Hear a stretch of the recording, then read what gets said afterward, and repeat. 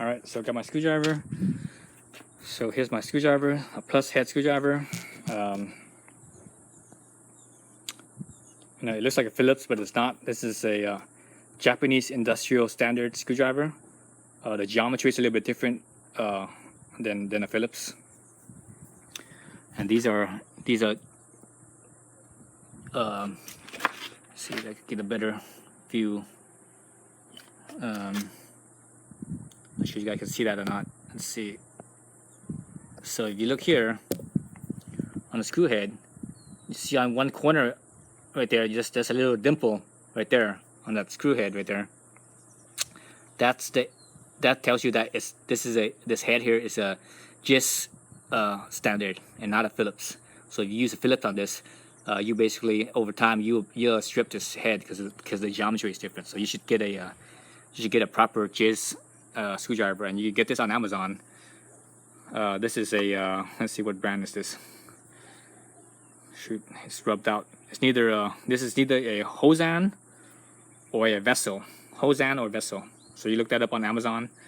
It makes a difference. So use the proper tools for the job. Otherwise, you're gonna have problems, right? All right. So let's putting back to this spot right here.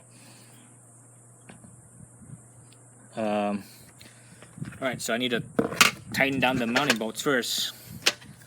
The 4 mounting bolts down in here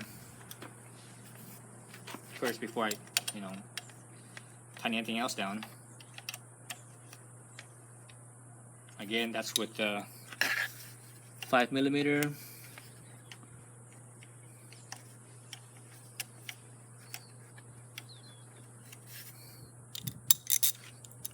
I believe the instruction says 7 Newton meters, and I have no idea what torque 7 Newton meter is.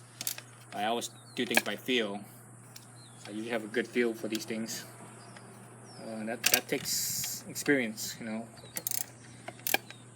over time you develop that feel.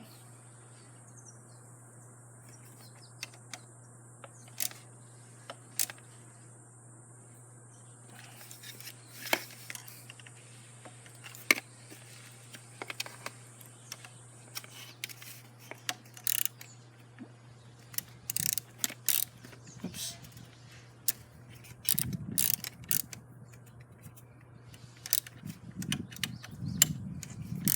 People that don't have that feel, they just crank down, and all of a sudden the thing strips. There's a certain tightness, and again that takes time and experience. So, and yes, I've stripped many threads prior to developing the feel. That's what sometimes you just have to. This is how it is, and hopefully the stuff that you stripped were not important. And, they were just there to kind of goof around on, if you will. Oops, sorry about that impact there. Okay, so in now my JIS screw head. Screw those in. And yet remember that little piece that you have on there, it's rubber, so all you're doing is expanding that piece. Right. I don't know what they say about torque. Okay, so they said use a half Newton meter. So half Newton meter is not much. Again, I'm just gonna go by feel here. It's hardly anything. Half Newton meter. I'm just using just my thumb and one finger. That's it. But also, the back side is it bulges. So look at that bulge. Pay attention to that. I think I'm gonna loosen this one up a little bit. Probably too much there. This one too. So I think I'm good there. The thread on the back side, the thread where it sticks out there, they're all even on all 4 of them. All right. So that's the front. Let's get this focus. That's the front. So it's a tiny little windscreen. It's not much to it. I'm not sure if it's gonna do anything. It probably will do a little bit of something, but that's what it looks like. So we'll see.